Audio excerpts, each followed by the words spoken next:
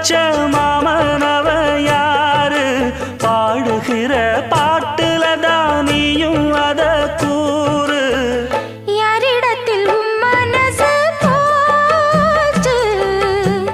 நூல போல உன் உடம்பு ஆச்சு பூங்குயிலே பூங்குயிலே கேளு